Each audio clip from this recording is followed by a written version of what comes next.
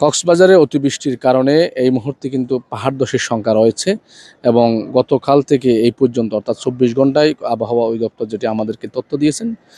সেখানে বলা হয়েছে গত ২৪ ঘন্টায় কক্সবাজারে ১৭৮ মিলিমিটার বৃষ্টিপাত রেকর্ড করা হয়েছে বলে তিনি আমাদেরকে জানিয়েছেন। আমরা এদিকে কক্সবাজার যে পাহাড় ধসের সংখ্যা রয়েছে সেই বিষয়ে কক্সবাজার জেলা প্রশাসকের সাথে কথা বলেছি। তিনি আমাদেরকে যেটি জানিয়েছেন যে কক্সবাজারের যে উঁচু পাহাড়গুলো রয়েছে অর্থাৎ টেকনাফ, উকিয়া এবং কক্সবাজারে যে উঁচু পাহাড়গুলো রয়েছে সেখানে যারা অবস্থান করছে তাদেরকে সরিয়ে নেওয়া হয়েছে বলে তিনি আমাদেরকে জানিয়েছেন। আপনাদেরকে একটু রিপিট করে বলে দিতে চাই যে গত এক সপ্তাহ ধরে যে বঙ্গোপসাগরে লঘুচাপ সৃষ্টি হয়েছিল সেই লঘুচাপটি নিম্নচাপে পরিণত হয় এবং সেই নিম্নচাপের প্রভাবে কক্সবাজারের যেগুলো উপকূলীয় এলাকা রয়েছে সেই উপকূলীয় এলাকাতে বিভিন্ন গ্রাম প্লাবিত হয়েছে এবং অনেক ঘরবাড়ি ক্ষতিগ্রস্ত হয়েছে, সেরকম দৃশ্য আমরা দেখতে পেয়েছি। এবং যে নিম্নচাপের প্রভাব কিন্তু কক্সবাজার বন্দর সহ চট্টগ্রাম, মংলা ও পায়রা সমুদ্র বন্দরের কিন্তু ৩ নম্বর স্থানীয় সতর্ক সংকেত দেখা যেতে বলা হয়েছিল আবহাওয়া অধিদপ্তর। তবে সেই সংকেত নামিয়ে গত ৩ দিন ধরে যে কক্সবাজারের যে পরিমাণ বৃষ্টি হচ্ছে সেই পরিমাণ বৃষ্টির কারণে কিন্তু কক্সবাজারে পাহাড় ধসের সংখ্যা রয়েছে এবং বিভিন্ন বছর অথবা অর্থাৎ গেল কয়েক বছর ধরে যে যে বৃষ্টি হয় সেই বৃষ্টির কারণে কিন্তু বিভিন্ন পাহাড় ধসের কারণে অনেক মানুষের মৃত্যু হয়। আপনাদেরকে যেমনটি বলছিলাম, কক্সবাজারের যে বঙ্গোপসাগরের মাঝখানে অবস্থিত সেন্ট মার্টিন দ্বীপ, সেই সেন্ট মার্টিন দ্বীপে গতকাল অতিরিক্ত জোয়ার এবং বৃষ্টির কারণে একজন শিশুর মৃত্যু হয়েছে, সেরকম দৃশ্য আমরা খবর পেয়েছি। পাশাপাশি উপকূলীয় যে এলাকাগুলো রয়েছে কক্সবাজারে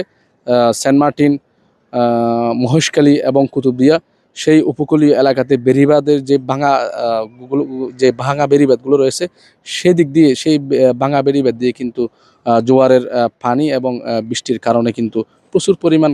গ্রাম প্লাবিত হয়েছে, সেরকম আমরা খবর পেয়েছি। পাশাপাশি কুতুবদিয়ার মধ্যে আলী আকবরডিল ইউনিয়নের এবং কাহারপাড়া, কাজিরপাড়া আর বায়ুবিদ্যুৎ এলাকায় কিন্তু এই মুহূর্তে বেশ কয়েকটি গ্রাম প্লাবিত হয়েছে। পাশাপাশি ঈদগাঁও উপজেলা এবং উকিয়া উপজেলা হলদিয়া পালং ইউনিয়নে কিন্তু প্রচুর পরিমাণ পানি জমে আছে, সেরকম আমরা খবর পেয়েছি। আপনাদেরকে আরেকটি বিষয় জানিয়ে দিতে চাই, সেটি হচ্ছে আমরা কক্সবাজার জেলা প্রশাসকের সাথে কথা বলেছি। তিনি আমাদেরকে জানিয়েছেন গত এক সপ্তাহ ধরে জেলা প্রশাসকের পক্ষ থেকে এবং জেলা প্রশাসনের পক্ষ থেকে মাইকিং করা হচ্ছে উকিয়া, টেকনাফ এবং যে পাহাড়গুলো রয়েছে অর্থাৎ উঁচু পাহাড়গুলো রয়েছে যেখানে মানুষ বসবাস করে, অর্থাৎ যারা জীবন জীবিকার তাগিদের কারণে যারা উঁচু পাহাড়ের উপর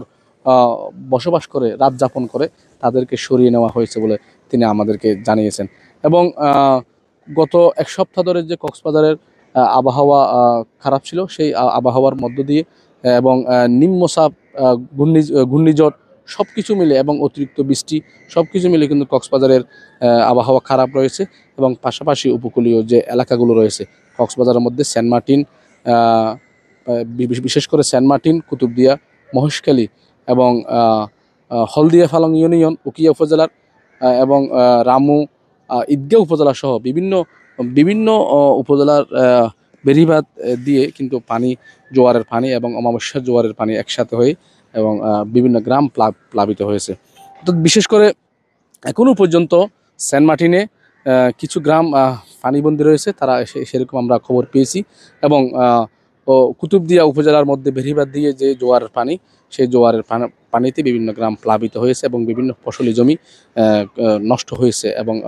সেই ফসলি জমিতে প্রায় কয়েক লক্ষ টাকা এবং কয়েক কোটি টাকা পুরো কক্সবাজার মিলে